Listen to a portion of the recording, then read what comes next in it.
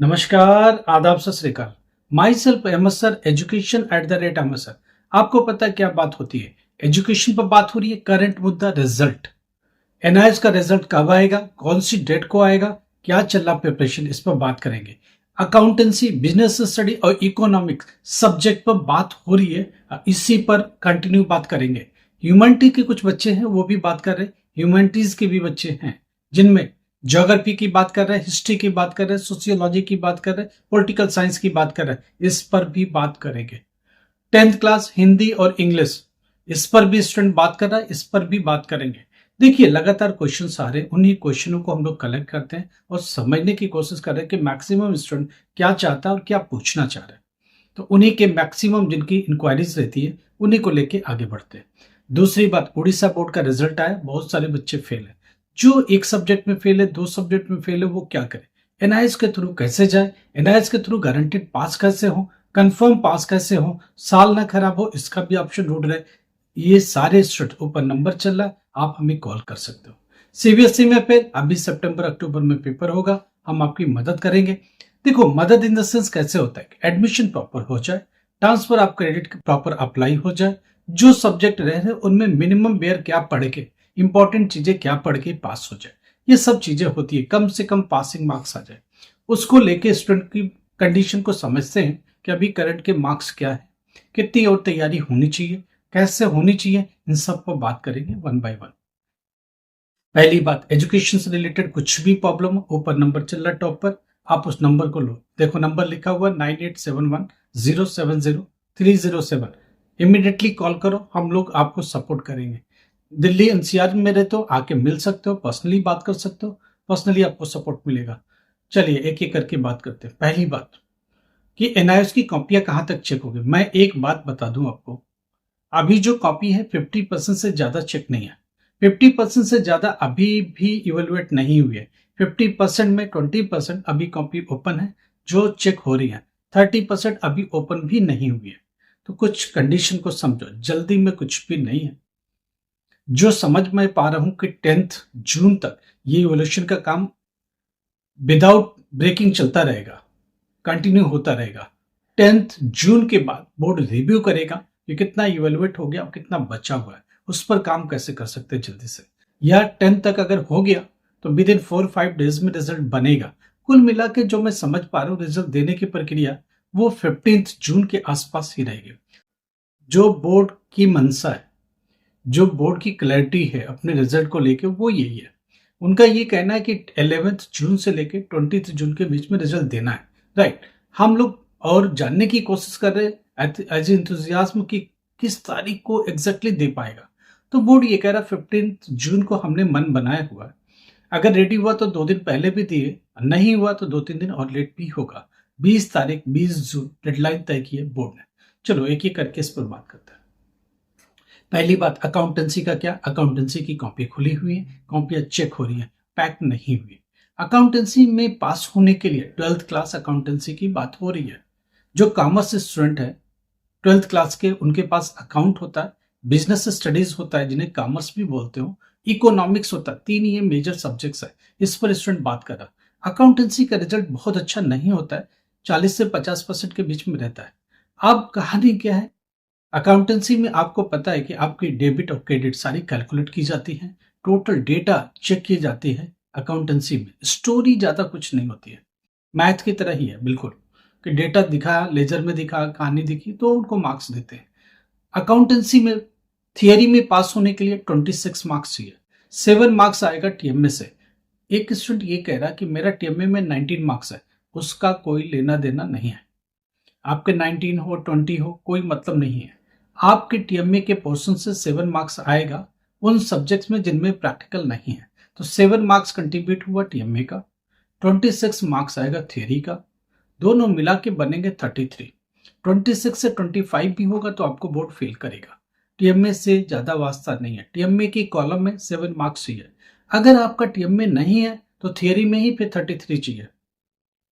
तो इस चीज को समझिए। दूसरी बात, बिजनेस स्टडी या कॉमर्स में क्या बात हो रही है, उसका भी सेम सिनेरियो, प्रैक्टिकल नहीं है, तो थियरी में 26 और टीएमए में 7 मार्क्स चाहिए। तो ये कुछ चीजें हैं, उसकी भी कॉपी अभी चेक हो रही है। और उसमें भी भर के लिखना पड़ता है बिजनेस स्टडीज में। तो जिन स्टूडेंट ने अच्छे से अटेम्प्ट किया है, अटेम्प्ट करने की पूरी कोशिश करी है, आपको लगता है कि 22, 24, 24, 25 से ऊपर सही है और आपने 90% तक अटेम्प्ट करके आए हो, तो पास होने की गुंजाइश बढ़ जाती है, क्योंकि इसमें थियोरेटिकल मैटर ज्यादा है। अब बात आते हैं इकोनॉमिक्स में। इकोनॉमिक्स भी ऑलमोस्ट इन्हीं के पैरेलल चलता रहता है रिजल्ट के पर्सपेक्टिव से अगर बात करें तो। इकोनॉमिक्स में भी थियरी में 26 चाहिए, 7 मार्क्स टीएमए में चाहिए। ये भी अभी कॉपियां चेक हो रही हैं, टाइम लगेगा। ये अभी सब फाइनल नहीं होने वाला, ये जून में जाकर के सारी इवोल्यूशन कंप्लीट होगी। अब बात होती है ह्यूमैनिटीज की। ह्यूमैनिटीज में क्या है? सोशियोलॉजी है, हिस्ट्री है, पॉलिटिकल साइंस है। ये प्रैक्टिकल सब्जेक्ट नहीं है, तो इनके थियरी में भी 26 चाहिए, 7 मार्क्स टीएमए से ही है। टीएमए में 19 है तो भी आपको फर्क नहीं पड़ना चाहिए, 20 है तो भी फर्क नहीं पड़ेगा, सिर्फ 7 मार्क्स कंट्रीब्यूट होगा पासिंग का। देखिए 20 मार्क्स का टीएमए है, उसका 33% कितना होता है? 7 मार्क्स, इसलिए 7 मार्क्स वहां से लीजिए। पेपर बच जाता है 80 का, उसका 33% कितना होता है? 26। तो 26 यहां से, 7 वहां से, दोनों मिला के 33% बनेगा और 33 ही मार्क्स होगा। इससे कम हुआ तो फेल होने के चांसेस। आप ये सोचो कि हम थियरी में 2 नंबर कम हो जाए, टीएमए में ज्यादा हो जाए, इससे फर्क नहीं पड़ता। थियरी में 26 चाहिए तो चाहिए। देखो ह्यूमैनिटीज के सब्जेक्ट में सोशियोलॉजी में 26 थियरी में चाहिए, पॉलिटिकल साइंस में 26 चाहिए, हिस्ट्री में 26 चाहिए। ये सब ह्यूमैनिटीज के सब्जेक्ट्स हैं। 7 मार्क्स आपका टीम में से कंट्रीब्यूट होगा, दोनों मिला के 33 अगर हो जाता है तो आपको पास डिक्लेयर बोर्ड करेगा। कुछ भी आपको लगता है प्रॉब्लम है, आप हम लोगों से बात करो। अभी आपका सीबीएसई रिजल्ट आया, फेल हो गए, आप चाहते हो कि मैं ऑन डिमांड जाऊं या पब्लिक एग्जाम जाऊं? मैं एक सलाह देता हूं, पहले आप पब्लिक एग्जाम में इनरोल्ड हो। कुछ भी प्रॉब्लम लगता है हम लोगों से बात करो, हम लोग इनरोल करने में मदद करेंगे, आपको एडमिशन कराने में मदद करेंगे, आपको क्या टीओसी लेना उसको सपोर्ट करेंगे। आपकी जैसे पेपर वर्क प्रॉपरली हो जाए, हम लोग इसमें जो भी सहयोग चाहोगे दे सकते हैं। अब कहानी एक चीज तो क्लियर हो गई, अगर आपको देखो चाहते हो कि आप पास हो तो उसके लिए एक प्रॉपर तरीके से आगे बढ़ना पड़ेगा। जरा समझो क्या आगे कैसे बढ़ेंगे। एक तो एडमिशन प्रॉपरली होना चाहिए, ट्रांसफर ऑफ क्रेडिट के लिए प्रॉपर डॉक्यूमेंटेशन होना चाहिए, प्रॉपर अप्लाई भी होना चाहिए, किसमें टीओसी मिलेगा ये कंफर्मेशन भी चाहिए। बहुत सारे एजेंट्स गलती कर देते हैं, बहुत सारे टीचर सही से सजेस्ट नहीं कर पाते, स्टूडेंट सफर करते रहता है। अगर एक बार टीओसी का मामला रुका आपका, तो अगले रिजल्ट के बाद भी 6 महीने और लगेंगे वापस से अप्लाई करने में। इमीडिएट टीओसी पर काम नहीं होता। अब जरा मैं दूसरी बात, एडमिशन हो गया, हमारी एक गारंटेड बैच है जिसमें गारंटेड बैच चलाती है हमारी 8-10 फैकल्टी मिलकर। टॉप फैकल्टीज है, 20-25 साल का इवोल्यूशन एक्सपीरियंस है, उनको पता है कि मिनिमम एनआईएस बोर्ड के लिए क्या पढ़ाना। सबको एनआईएस बोर्ड की समझ नहीं है। एनआईएस बोर्ड में सिलेबस क्या है, 11th क्लास का भी है, 12th क्लास का भी है, क्या पढ़ना चाहिए, कैसे पढ़ना चाहिए, एडमिशन कैसे, टीएमए कैसे, प्रैक्टिकल कैसे, वो हर मौके पर आपको सपोर्ट करते हैं, हर मौके पर आपको सजेस्ट करते हैं, हर मौके पर आपको कंसल्ट करते हैं। और एग्जामिनेशन तक आप जब तक जाते नहीं हो, करके आने के बाद भी वो बात करते हैं कितने मार्क्स का हुआ, कैसे हुआ, पास होने की गुंजाइश कितनी, वो सब इंश्योर करते हैं वो लोग। इसीलिए हमारा बच्चा पास होता है, क्योंकि उनको हर एक मिनट गाइड मिलती है, गाइडलाइंस दी जाती है, हर मिनट उन्हें समझाया जाता है, हर बात को समझा जाता है और उन्हें जहां जरूरत पड़ती है ट्यून अप किया जाता है। तो इन चीज को समझ के चलिए। ये सारी बातें हो गई सब्जेक्ट वाइज। ये इवोल्यूशन अभी चल रहा है, सोशियोलॉजी का इवोल्यूशन अभी चल रहा है, पॉलिटिकल का भी चल रहा है और हिस्ट्री का भी चल रहा है, अभी ये पैक नहीं हुआ है। जरा बात करते हैं 10th क्लास हिंदी और इंग्लिश के बारे में बात हो रही है। 10th class Hindi Delhi NCR का वर्स्ट रिजल्ट है, बहुत खराब रिजल्ट है, इस चीज को समझिए। इंग्लिश का रिजल्ट फिर भी ठीक है, बहुत अच्छा है। इंग्लिश का रिजल्ट अच्छा है, अच्छा रहता भी है। हिंदी का खराब होता है, सोशल साइंस का खराब होता है 10th क्लास। अगर इसके रिगार्डिंग कोई जानकारी चाहिए पर्सनली, आप हमें व्हाट्सअप कर लो, हमसे बात भी कर सकते हो, हम लोग आपकी मदद करने को तैयार है। अगर आप पेपर देके आपको असमंजस है कि मैं इतना करके पास होऊंगा कि नहीं, आप हमें डिटेल दो कि मैं इतने नंबर का अटेम्प्ट किया, इतने नंबर की कोशिश करी है, इतने नंबर का मेरा सही है, पास होने की गुंजाइश है क्या। इस पर हम लोग बात करेंगे और आपके लिए रास्ता निकालेंगे। नहीं हुआ तो क्या कर सकते हैं आगे, फर्दर कैसे एग्जाम में फिर बैठेंगे, फिर तैयारी करने का तरीका क्या होगा, पास इंश्योर कैसे होगा, ये सब बात करेंगे। अगर आपने 12th क्लास कर लिया, आप चाहते हो कि ग्रेजुएशन में एडमिशन में आपकी मदद की जाए, हम लोगों ने बहुत सारी यूनिवर्सिटी को अपने साथ अलाइन किया, जिसमें BA, B com, BBA, BCA, MCA, MBA, ये सारी कोर्सेस अवेलेबल है और ये कोर्सेस को lots of student already enrolled हो चुके हम लोग के साथ चल रहे हैं। हमारी टीम उन्हें गाइड कर रही है, उन्हें टेक्निकल सपोर्ट प्रोवाइड कर रही है। ऑनलाइन मोड में एग्जाम है, वो घर से बैठे ऑनलाइन मोड में एग्जाम दे रहे, लैपटॉप खोलते हैं, इनरोल यूनिवर्सिटी के साथ लाइव होते हैं और वो पेपर देते हैं। हर 6 मंथ पर एक पेपर होता है जिसे सेमेस्टर वाइज पेपर बोलते हैं। असाइनमेंट कैसे करना है, प्रैक्टिकल कैसे करना, पूरा सपोर्ट मिलेगा, टेक्निकल सपोर्ट मिलेगा, पूरी मदद मिलेगी। आपका एग्जाम सही तरीके से हो, सही टाइम से हो, छूट ना जाए, किसी वजह से एब्सेंट ना हो, ये पूरा ध्यान रखा जाता है टिल जब तक कि रिजल्ट ना आ जाए। कुछ भी प्रॉब्लम हो बात कर सकते हो, नंबर ऊपर चल रहा है, व्हाट्सएप पर जाओ, मैसेज छोड़ दो। अगर बिजी है तो हम लोग कॉल बैक करेंगे और आपकी बात समझेंगे, सुलझाएंगे। तीसरी सबसे बड़ी बात, रिजल्ट क्लियर हो गया, 15 जून के आसपास आएगा। अभी जो स्टूडेंट फेल हुए, CBSE board, Orissa board, UP board, किसी भी बोर्ड में फेल हुए, मेरी सलाह है ऑन डिमांड के लिए मत जाना। आप पहले पब्लिक एग्जाम के लिए फॉर्म भरो। पब्लिक एग्जाम का फॉर्म भर गया, आप चाहते हो ऑन डिमांड भी देना, तो पहली पब्लिक एग्जाम फॉर्म भरने से सितंबर अक्टूबर का एडमिशन पक्का होगा।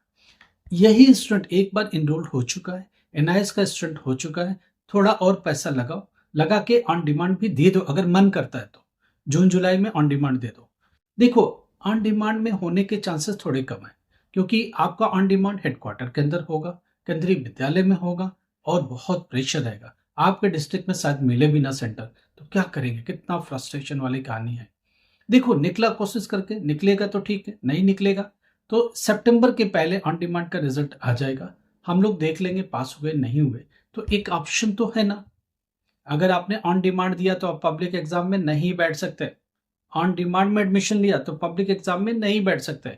तो मैं चाहता हूं कि पहले पब्लिक एग्जाम को इंश्योर करो, ऑन डिमांड भी बीच बीच में देते रहो। ऑन डिमांड निकल गया तो पब्लिक एग्जाम को छोड़ देना, मगर ऑन डिमांड नहीं निकला तो कम से कम सितंबर अक्टूबर के चांसेस रहेंगे पब्लिक एग्जाम में बैठने का।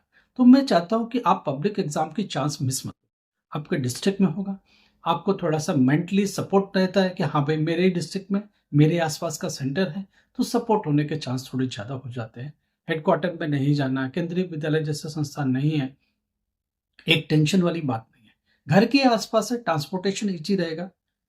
एज ए गर्ल आप दूर नहीं जा सकते, तो आपके लिए ज़्यादा फायदेमंद पब्लिक एग्जाम ही होगा। आप ऑन डिमांड में न ही जाए तो बेहतर है, मेरा मानना है। हाँ, जाना ही है तो जाओ, पब्लिक एग्जाम में एडमिशन करके फ्री हो जाओ, फिर ऑन डिमांड का भी फॉर्म भर लो, क्योंकि आपका एनरोलमेंट वही रहेगा, ऑन डिमांड भी मिल जाएगा।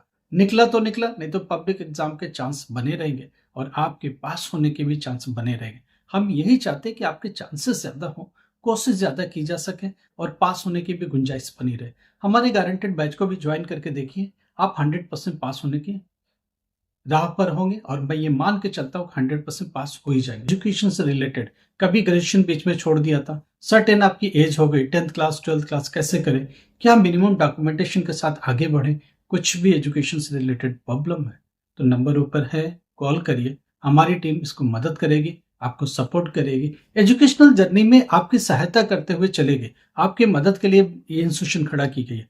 आपको कुछ भी कहीं से प्रॉब्लम लगता है, कोई तो ऐसा हो जो साथ में चले। देखो, एडमिशन मैटर नहीं करता है, एडमिशन कोई भी दे सकता है, मगर क्या एडमिशन के बाद कल किसको कॉल मिलाओगे? कल को आई कार्ड नहीं है, एडमिशन कंफर्म नहीं, किसको मिलाओगे? कौन आपकी मदद करेगा? कल की क्वेरी है क्या पढ़े, प्रैक्टिकल में कहाँ होना है, प्रैक्टिकल एग्जाम में क्या पढ़ के जाना है, थियरी एग्जाम में क्या पढ़ के जाए कि हम पास हो जाए, कौन बताएगा? आपके साथ लोग होने चाहिए, एक कॉल पर आपको कॉल बैक करें और आपके लिए मीटिंग अरेंज करें, आपको कंसल्ट करें, आपको सलाह दें और आपकी हर एक प्रॉब्लम का सोल्यूशन दें। इसी के लिए हम लोग आपके साथ हैं। नंबर ऊपर है, एक नंबर आपके करियर को टर्न कर सकती है। कॉल करिए, हम लोग मदद करेंगे। लाइक करो, सब्सक्राइब करो, शेयर करो, एक हाइप का बटन उससे भी दबाओ और वो सारे लोग जो हम लोगों से हेल्प चाहते हैं उनको प्लीज इस वीडियो को शेयर करो। Thank you so much.